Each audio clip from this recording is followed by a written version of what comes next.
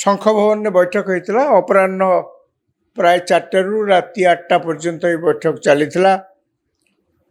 ସେଥିରେ ନବୀନ ପଟ୍ଟନାୟକଙ୍କର ରାଜନୈତିକ ପରାମର୍ଶଦାତା ତଥା ରାଜ୍ୟସଭା ସଦସ୍ୟ ସନ୍ତୃପ୍ତ ମିଶ୍ର ସେଠି ବି ଉପସ୍ଥିତ ଥିଲେ ଏବଂ ଯେତେ ବିଜୁ ଜନତା ଦଳର ସବୁ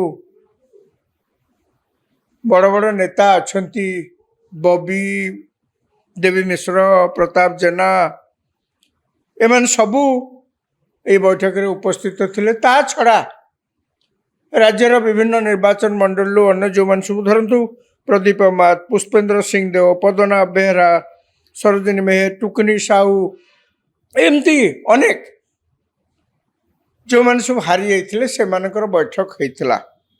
କୌଣସି ରାଜନୈତିକ ଦଳ ଜିତୁ ବା ହାରୁ ତାଙ୍କର ସଂଗଠନ ଦୃଢ଼ କରିବା ପାଇଁ ବା ଅନ୍ୟ କୌଣସି ପ୍ରସଙ୍ଗରେ ଆଲୋଚନା କରିବା ପାଇଁ ବରାବର ବୈଠକ ଡାକିବାରେ କିଛି ଆପତ୍ତି ନାହିଁ, ଡାକିବା ଉଚିତ ମଧ୍ୟ। ଯେଉଁ ରାଜନୈତିକ ଦଳମାନେ ଏଇସବୁ କାମରେ ହେଳା କରନ୍ତି ସେମାନେ ଯେତେବେଳେ ଆବଶ୍ୟକ ପଡ଼େ ଅର୍ଥାତ୍ ନିର୍ବାଚନରେ ଭାଗ ନେଲା ବେଳେ ଯେତେ ଜିତିବାର ଆବଶ୍ୟକତା ପଡ଼େ ସେମାନେ ହଇରାଣ ହୁଅନ୍ତି। କାହିଁକିନା ସଂଗଠନ ଦୃଢ଼ ଥିଲେ କୁହାଯାଏ ଯେତେ ଯେତେ କାରଣ ଥାଏ କିଏ ଜିତିବା ପାଇଁ ସଂଗଠନ ଦୃଢ଼ ଥିବା ଦରକାର, ସେଇଟା ଗୋଟେ ଫ୍ୟାକ୍ଟର। କୁହାଯାଉଛି ଯେ ଏଇ ଯେଉଁ ବୈଠକ ନବୀନ ପଟ୍ଟନାୟକ ଡାକିଥିଲେ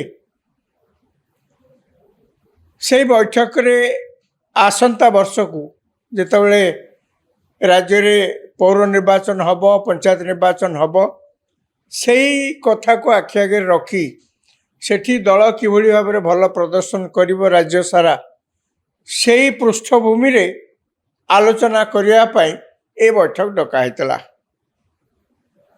କିନ୍ତୁ ଯେତେ ଯାହା କହିଲେ ବି ସାଧାରଣ ଲୋକେ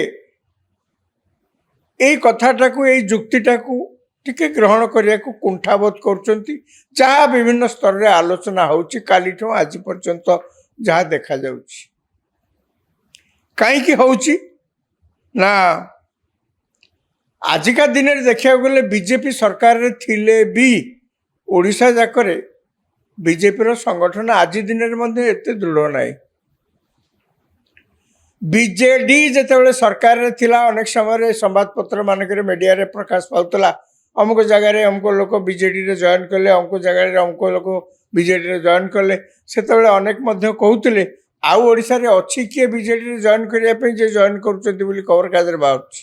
କାହିଁକିନା ଏଥିରୁ ଆପଣ ଅନୁମାନ କରିପାରୁଥିବେ ଯେ ବିଜେଡ଼ିର ସଂଗଠନ ରାଜ୍ୟରେ କେତେ ଦୃଢ଼ ଥିଲା, ଏଥିରେ ସାମାନ୍ୟତମ ସନ୍ଦେହ ନାହିଁ। ଆଜି ଯେତେବେଳେ ଅନ୍ୟ କୌଣସି କାରଣରୁ ସଂଗଠନ ନହେଲେ ବି ସେଇ ଅନ୍ୟ କୌଣସି କାରଣରୁ ବିଜେଡ଼ି ଯେତେବେଳେ ନିର୍ବାଚନରେ ହାରି ବିରୋଧୀ ପକ୍ଷକୁ ଯାଇଛି, ଏକଥା ସତ। ବିଜେଡ଼ିର ଅନେକ ବଡ଼ ବଡ଼ ନେତା ତୃଣମୂଳ ସ୍ତରରୁ ଆରମ୍ଭ କରି ପାର୍ଲାମେଣ୍ଟ ପର୍ଯ୍ୟନ୍ତ ଯେଉଁମାନେ ସବୁ ଥିଲେ, ଯେଉଁମାନେ ସବୁ ବଡ଼ ବଡ଼ ନେତା ଥିଲେ, ସେମାନେ ଇତିମଧ୍ୟରେ ଦଳରୁ ଛାଡ଼ିକିରି ବିଜେପି ଦଳରେ ତାଙ୍କର ସମର୍ଥକମାନଙ୍କ ସହିତ ଯାଇ ଯୋଗ ଦେଇ ସାରିଲେଣି। ଏବେ ନିକଟରେ ଦେବାଶିଷ ସାମନ୍ତରାୟ ବିଜେଡ଼ିର ଥିଲେ ରାଜ୍ୟସଭା ସଦସ୍ୟ, ସିଏ ସେ ଦଳରୁ ଛାଡ଼ି ବିଜେପିରେ ଯୋଗ ଦେଲେ ଏବଂ ସେ ରାଜ୍ୟସଭାକୁ ବର୍ତ୍ତମାନ ନମିନେସନ୍ ଫାଇଲ୍ କରିଛନ୍ତି। ଇଲେକ୍ସନ୍ ହେଲେ ସେ ରାଜ୍ୟସଭାକୁ ଯିବେ। ୟା ପୂର୍ବରୁ ଆମେ ଦେଖିଛେ ସୁଜିତ କୁମାର ଏବଂ ମମତା ମେହେର ବିଜେଡ଼ିର ଥିଲେ, ସେମାନେ ରାଜ୍ୟସଭା ସଦସ୍ୟ। ସେମାନେ ଇତିମଧ୍ୟରେ ସେ ଦଳ ଛାଡ଼ି ବିଜେପିରେ ଯୋଗ ଦେଇ ସେମାନେ ରାଜ୍ୟସଭାକୁ ପୁଣି ତା ଦେହରେ ମଧ୍ୟ ଫେରିଥିଲେ। ମମତା ମେହେର ଛାଡ଼ିଲେ, ଇଏ ସୁଜିତ କୁମାର ତ ଫେରିଛନ୍ତି, ମମତା ମେହେର ଦଳରେ ଅଛନ୍ତି, ବିଜେପିରେ ଅଛନ୍ତି। ତାଙ୍କୁ ଦଳ ନିଶ୍ଚିତ ଭାବରେ କ'ଣ କିଛି ଥଇଥାନ କୁଟ କରିବ, ସେ ପର କଥା। ତେଣୁ ସଂଗଠନ କଥା କହିଲେ ଯେତେ ଯାହା କହିଲେ ମଧ୍ୟ ଲୋକେ ତାକୁ ଟିକେ ଗ୍ରହଣ କରିବା କଷ୍ଟ। ଲୋକଙ୍କର ସନ୍ଦେହ ୟା ଭିତରେ ଆଉ କିଛି କାରଣ ଅଛି। କ'ଣ ସେ କାରଣ ହେଇପାରେ? ମାନେ ଆପଣ ଭାବନ୍ତୁ साधारण निर्वाचन 2 वर्ष हो गलानी। साधारण निर्वाचन पर बीजेपी सरकार को आसला 2 वर्ष पूर्ति से माने पालन करिया को जाउचंती। 2 वर्ष भितर सरकार कौन साफल्य ता लोकों को जणिया से जिते धूमधाम रे सेलिब्रेशन करुचंती। बीजेडी यही समय भितर कहीं हारिला दल एवं आगो को दल को किभली सुदृढ़ करा जाई परिबो एवं आगो को जो आसुची पंचायत वा पौर निर्वाचन से आम केमती भल प्रदर्शन करवा दीर्घ 2 वर्ष पर नवीन पट्टनायक ये बैठक डाक जोटा कि प्रथम डाकिबार थिला। अंतत निर्वाचन फल बाहर मासे 2 मास भितर अंतत दल जदि डाकी था से कौन है कहीं आम हारिले यार तर्जमा तो हवा दरकार किंतु से सब किसी करा जाई नथिला।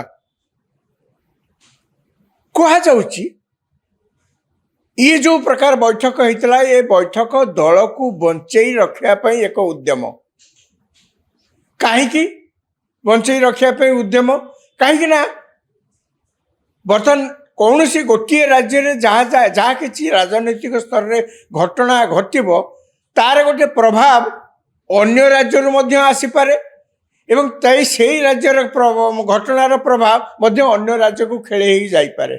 उदाहरण स्वरूप एवं निकट रे पश्चिम बंग निर्वाचन है 15 वर्ष धरी ममता बनर्जी सेठी थिले मुख्यमंत्री। ममता बनर्जी आजिका दिन में भारत वर्षर जड़े बड़ नेत्री बोली समस्ते सम्मान करती किंतु सेठी ममता बनर्जी को तृणमूल कांग्रेस हारीगला अति शोचनीय भाव में हारीगला पर बर्तमान देखु से दल रे की प्रकार अवस्था सृष्टि होती कौन अवस्था सृष्टि होती ना से दलर अस्तित्व रहिबो कि नहीं ये गोटे प्रश्नवाची सृष्टि होती। दल रे जो 80 जन विधायक जीति थिले से 80 जन विधायक भितर 60-65 से माने अलगा बाहर जाए गोटे गोष्ठी कर विधानसभा बाचस्पति की से अनुरोध कर आमको स्वीकृति दियंतु।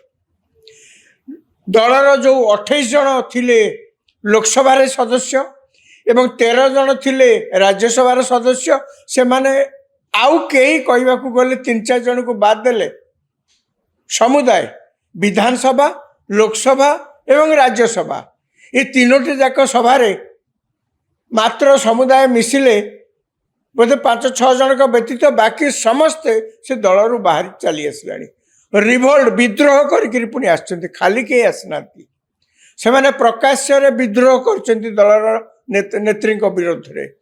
प्रकाश्य से माने सांबादिक सम्मेलन डाकिक कहते कौ कारण पे आम दल रे आस्था रखिलु एवं कौ कारण पे आम जाऊँ तेणु दल बर्तमान से एभली अवस्था को आसी जाइए जहाँ मीडिया रे प्रकाश पाउची कांग्रेस दल सहित तृणमूल कांग्रेस संपूर्ण विलीन हो बर्तमान उद्यम कुआड़े चलुଛି।